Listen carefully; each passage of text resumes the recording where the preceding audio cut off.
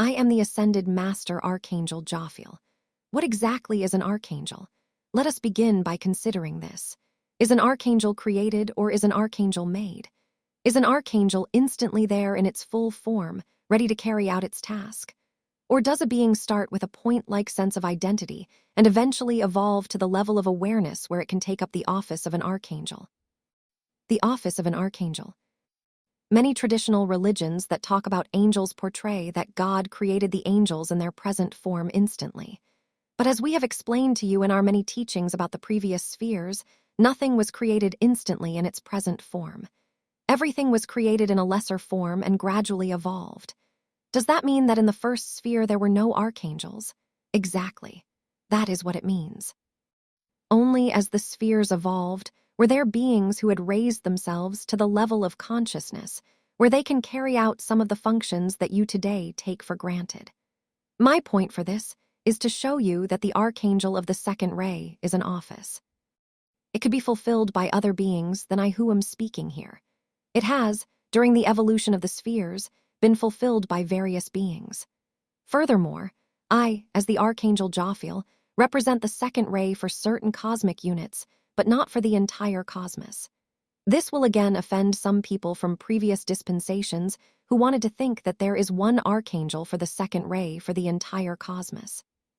But that is because they still carry with them this self-centered view of the universe that goes way back even to the fallen beings. But certainly, as you can see, in the Middle Ages they believed the earth was a small flat disk with a dome above it, and beyond the dome was God and the angels. As you see, even the material universe is vast, but certainly the previous spheres are much vaster. And therefore, you can see that there is not one being who can perform a function for this entire whole, except, of course, the Creator. There are, of course, beings in the first sphere who have evolved to the point where they have a very high level of awareness. But since I am an archangel working with the latest unascended sphere, I do not have anywhere near that level of consciousness that these beings have. A change with a clear direction. Everything is evolved. Everything is evolving. What does that have to do with the serpentine mind, the serpentine mindset, the serpentine illusions? Well, as we have explained, they use the duality consciousness, so there will always be contradictions. Some will use the serpentine mind to claim that the heavens must be perfect, God must be perfect, therefore, there can be no evolution. Therefore, there are beings on earth who have reached a level or who were created at a level where they do not need to evolve. They are appointed by God to be the leaders. Others will use the serpentine mind to say that things should change over time. The aspiring power elite will argue with the serpentine mind that things need to change, that things can become stale, and so forth. The reality I am seeking to convey here is that in the spiritual realm, everything is constantly evolving, changing, but it is not just changing in a random way. There is self-transcendence. You may say the weather changes. One day it is sunny, the next day it is cloudy. That is not what I am talking about. I am talking about a change that has a clear direction, self-transcendence towards higher levels of awareness. This is what many Eastern religions would dispute, for they would say that there is change in the world, but the world is an illusion, and beyond the world is Brahman, who is never changing because Brahman is the undifferentiated. But as we have said, the Creator is constantly changing. As its world of form is being raised by the self-aware extensions of the Creator, naturally the Creator is changing. The individualized focal point. Now, we have said that there is one Creator for your world of form, that one Creator has manifested itself as a myriad of self-aware extensions of itself.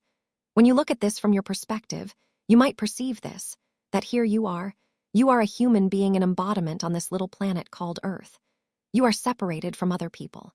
They may be extensions of the Creator, but really that is not something you experience. You often see them as being in opposition to you. And you might look up towards ascended masters. We are up there. They are raised above you in consciousness, and then you may understand intellectually there are levels of these previous spheres reaching all the way to the Creator. You are looking at this based on a sense of being separated from the Creator. But the Creator does not look at this from its perspective and see itself separated from you. The Creator is at the same time experiencing its world of form from the level of the Creator, from the overall perspective of the Creator. Yet at the same time, it is experiencing its own world of form from the inside through you. And at the same time, it is experiencing the world of form from the inside through all other extensions of itself at the same time. This is what is difficult to fathom for those in an unascended sphere. Because in an unascended sphere, the whole point is that you experience the world of form from your particular individual vantage point. That is perfectly natural. That is the only way it will be until you ascend. I am not saying this to blame you. I am saying this to give you at least some awareness that, when you ascend, you give up the individualized focal point. This will require some contemplation for you, but many of you are at the level where you can benefit from contemplating this. Look at your situation right now. You are in a physical body. You are looking through your physical eyes at whatever screen you are watching this on. You are watching a human person talking, waving his hands. You are watching this from the outside because you are physically seeing everything from your individual vantage point through your physical eyes. You may turn around and look the other way, but you are still looking out through your eyes. This is perfectly in order until you reach the 144th level of consciousness. In order to ascend, you give up the vantage point that you, the conscious you, has had in the unascended sphere.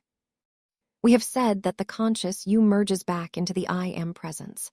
But the I Am presence also has an individual awareness, but it is not the same kind of individual vantage point that you have when you are in embodiment that the conscious you has in embodiment.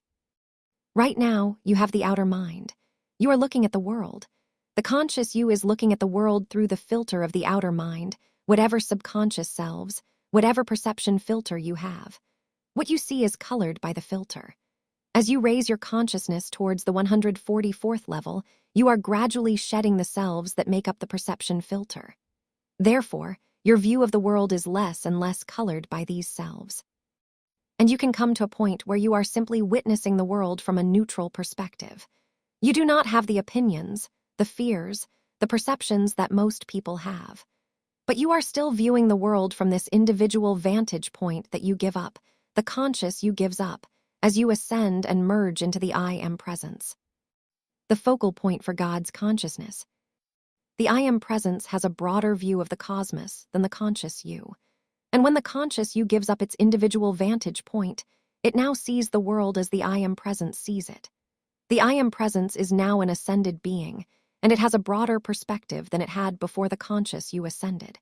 But it is still a newly ascended being in this latest sphere, and so it still has a limited vantage point on the entire cosmos.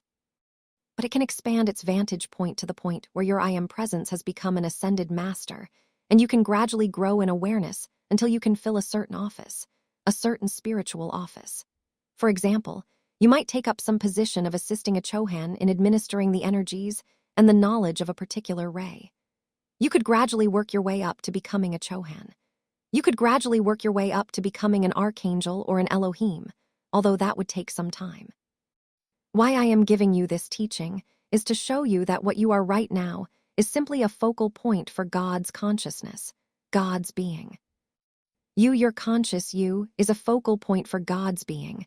I, as an archangel, am a focal point for God's being. You have a point-like sense of self. I have a broader, more expanded sense of self, but we are still both focal points for God's being. What does this have to do with the serpentine mind? Well, first of all, the serpents will deny what I have just said. They will deny that you are a focal point for the Creator, being because they will point to your incompleteness, your inadequateness, the mistakes that you might have made and say you could not possibly be an extension of God. You must be an incomplete being, a sinner, a person who can make mistakes. But how could God make mistakes? But as we have attempted to show you, you are a co-creator. You co-create by experimenting, and an experiment is not a failure. It is an opportunity to expand your sense of self based on the feedback you get from the cosmic mirror. That is how you, as an individual focal point of God, rise higher towards the full awareness of the Creator. Two basic, complementary forces of creation. The serpents have separated themselves. The fallen beings have separated themselves from that process.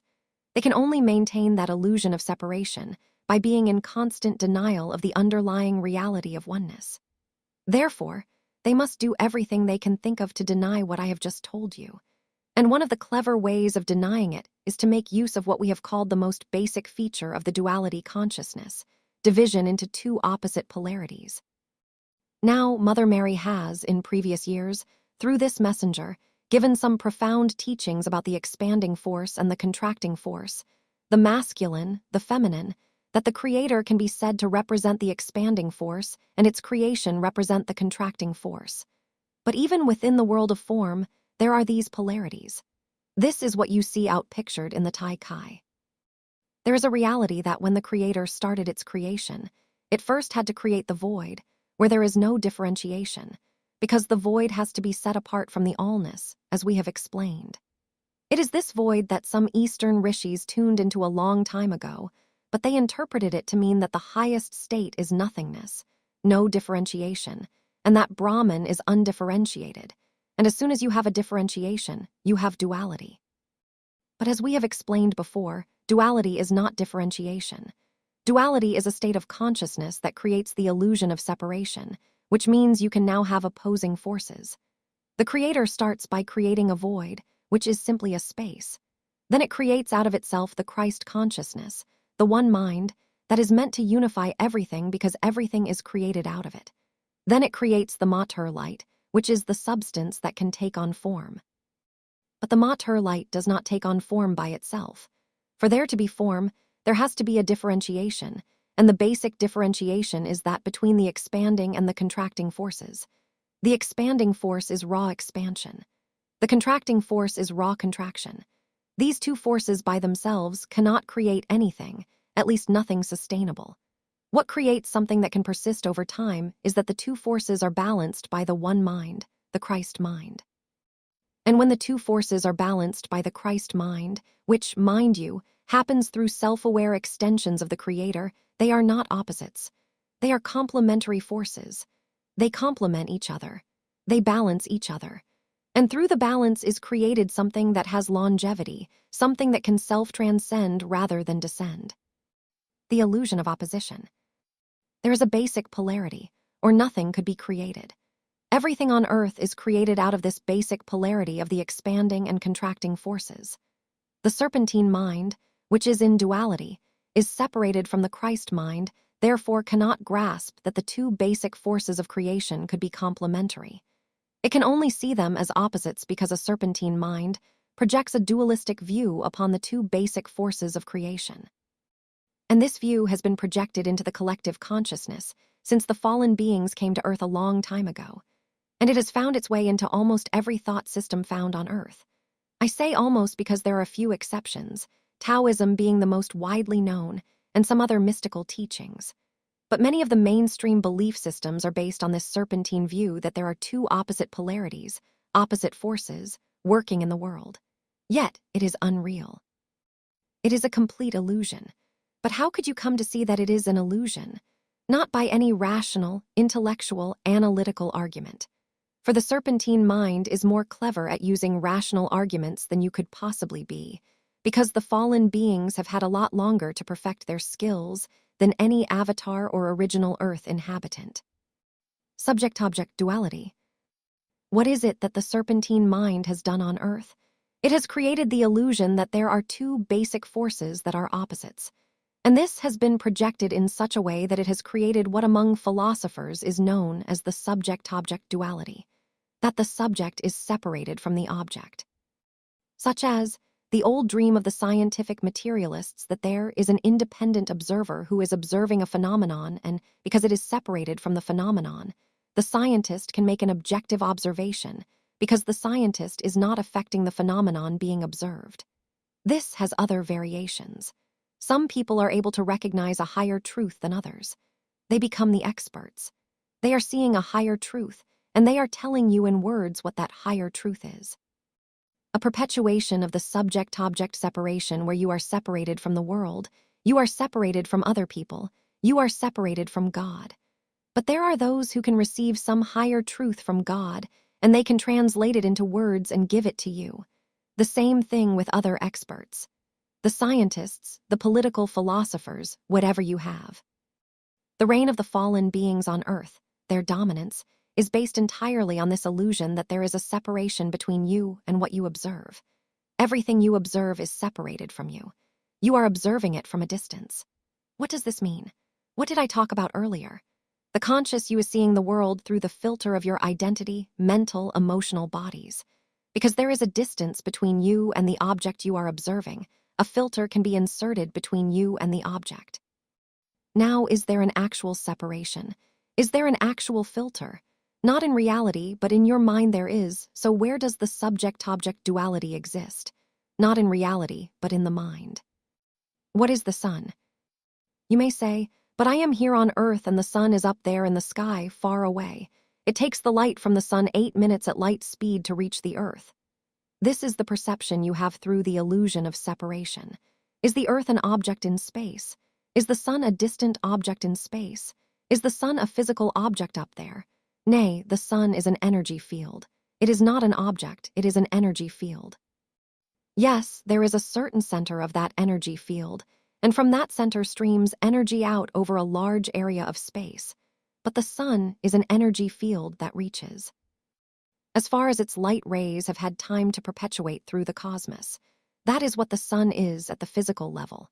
The Earth is inside the energy field of the sun. You are living within the energy field of the sun. You are part of the energy field of the sun in that you would not be alive. Your body would not be alive were it not for the energy coming from the sun. How are you separated from the sun, even physically? Furthermore, the sun is not just physical energy. It is also emotional, mental, identity-level energy. But the sun is also a focal point for spiritual energy. How are you separated from the emotional energy of the sun, or the mental energy, or the identity level? How are you separated from the spiritual? You are not separated in reality. Therefore, what is separation? It is an experience. You are right now bathed in the energy field of the sun. You are part of it. You could not separate yourself from it. Your body could not exist without it. But you are experiencing yourself as separated from the sun. You are a subject studying a remote object, experiencing life through a perception filter. What does that mean? It means you have an experience of the sun, but it is not a direct experience. It is an experience from a distance.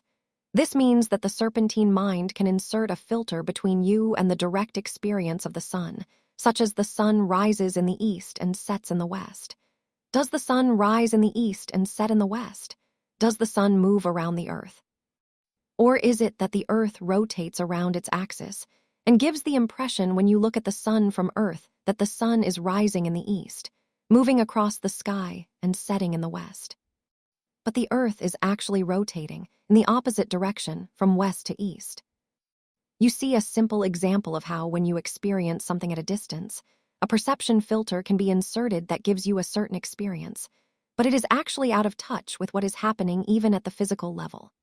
Because even though at the physical level, you can say there is a sun up there in the sky, there is a planet called Earth, but the sun is not moving relative to the Earth. It is the Earth that is moving relative to the sun. The experience of oneness. What is the alternative to this? The alternative to being a separate subject studying a separate object. The alternative is the Christ mind. You are not studying something through the Christ mind at a distance. The Christ mind is the mind of oneness. If you reach for the Christ mind, you can experience the totality of the sun, not from a distance. You can experience oneness with the sun, oneness with the physical sun, oneness with the emotional energy field of the sun, oneness with the mental, oneness with the identity, and oneness with the spiritual beings that have created and are upholding the sun. In that experience, there is no need for words. There is no need for a description. It is beyond words. Going beyond words. Now the serpents will say, "Ha, here you are talking about this, and what are you doing? You are giving people words." But study our teachings, especially given through this messenger, and see how many times we have talked about you going beyond words, not being attached to the words, that there is no absolute truth that can be expressed in words, and you reaching for the Christ mind for a direct experience of our being. How many times have we said, don't focus on the level of the words. Use our dictations, use the word to transcend, to go beyond the words and experience the being giving the dictation. That is an experience you can have only through the Christ mind. And that is why we are saying that as you raise your consciousness, as you begin to merge with the Christ mind, as you begin to let go of the perception filters of the separate selves and the ego, you come to a point where you do not need words to connect to the ascended masters, or for that matter, any object in the material world. You can directly experience our being. The words are only meant to be pointers that help you, first of all, see that the experience is possible, see that it is desirable, but also open your mind to it. All the words we are giving are in a sense meant to neutralize the effect on you from the worded descriptions given by the serpents, by the fallen beings through the duality consciousness. The serpents will say this is an impossible task, and it is true that many people look at ascended master teachings and interpret them through their perception filters. But some will understand. Some do go beyond. Some do experience our presence directly, and it changes you. For once you have seen, once you have experienced our presence directly, you cannot unsee it. And if you are willing, you can use the experience of pure awareness of an ascended being to question the perception filter. Before you have the direct experience, we can only reach you through words.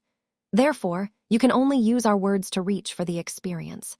But once you have that experience, you can use the experience as your frame of reference for questioning the words, questioning the perception filter. Archangel Jophiel's offer.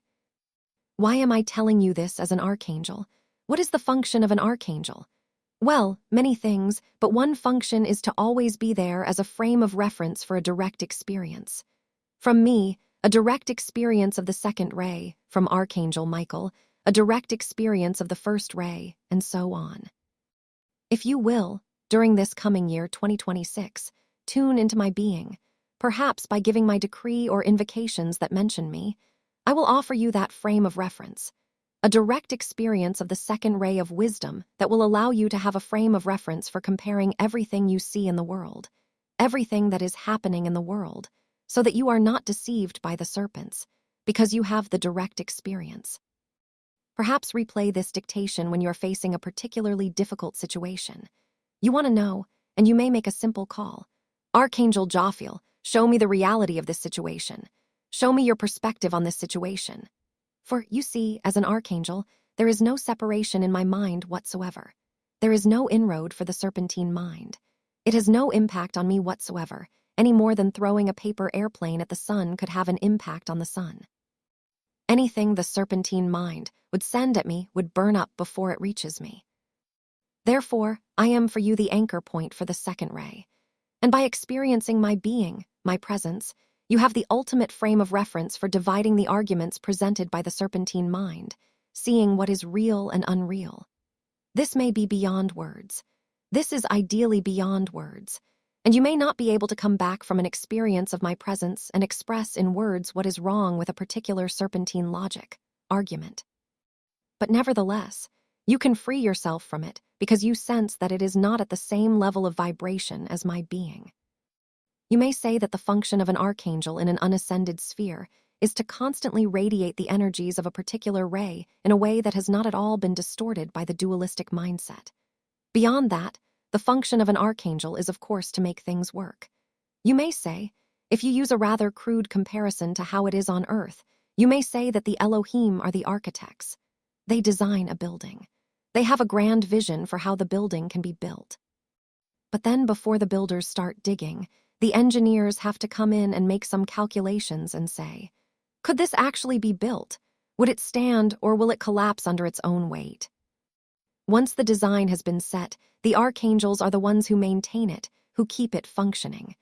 That is why we are the constant that you can refer to. Of course, all ascended masters are a constant. If you cannot tune into my presence, hopefully you can tune in to another ascended master, a Chohan, for example, or Mother Mary.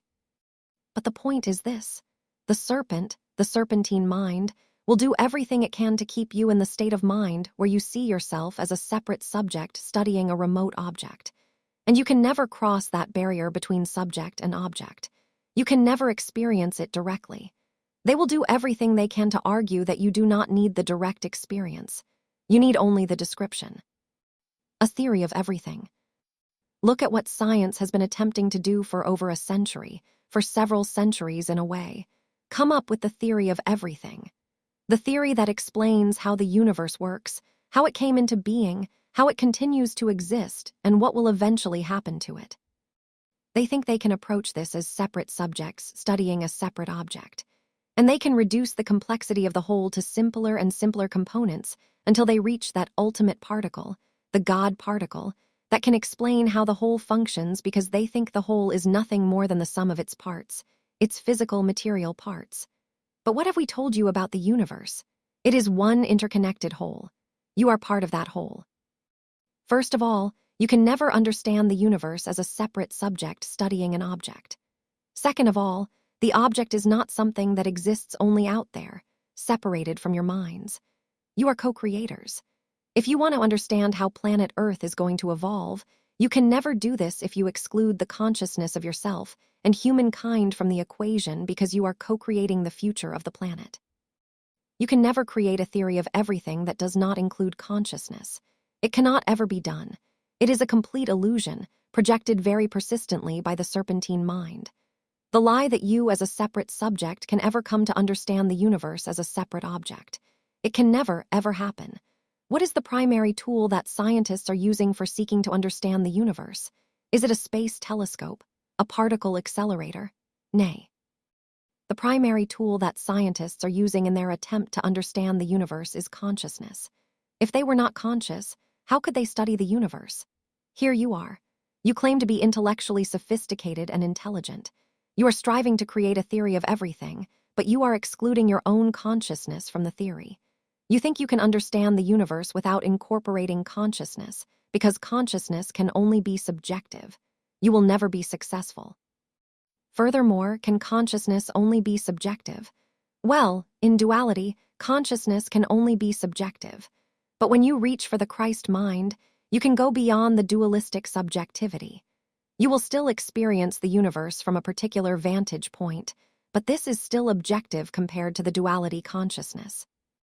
Everything is relative to something else in duality, whereas when you connect to the Christ mind, everything you experience is relative to the underlying oneness of the Christ mind.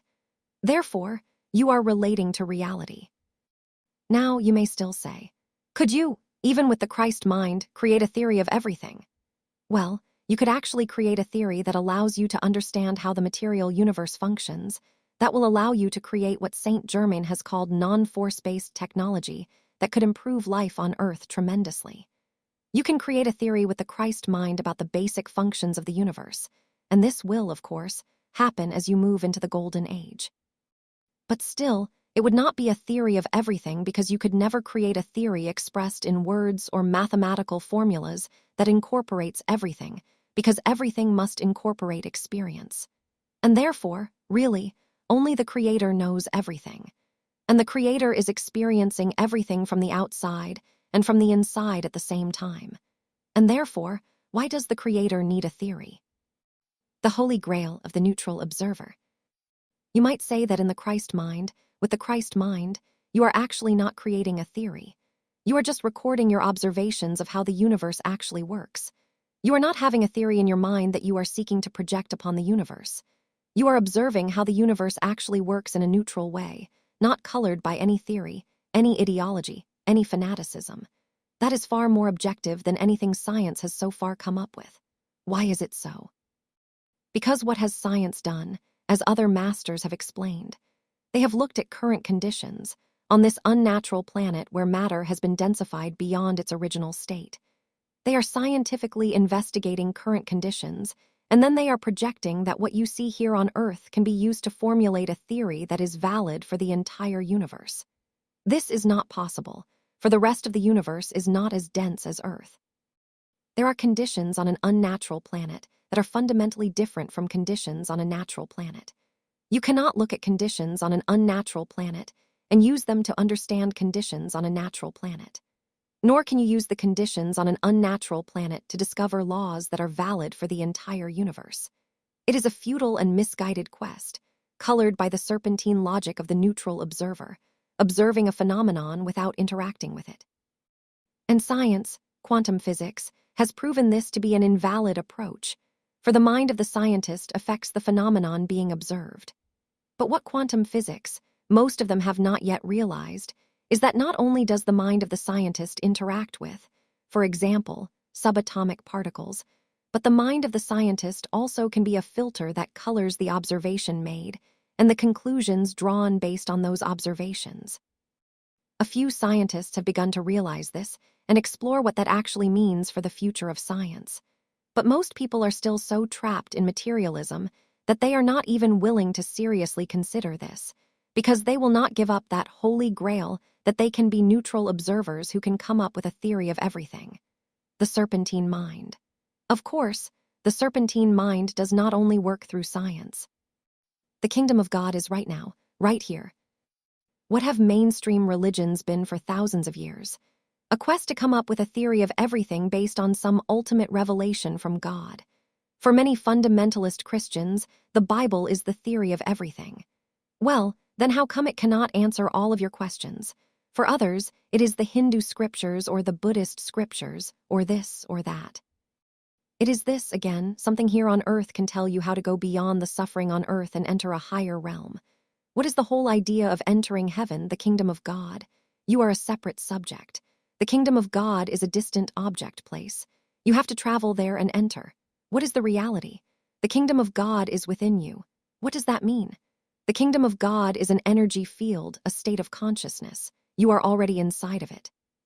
The spiritual path is not about entering a remote kingdom, but breaking down the perception filters in your mind that allows you to finally give up this illusion that you are a separate subject, that you are separated from the kingdom, so you can accept, I am in the kingdom.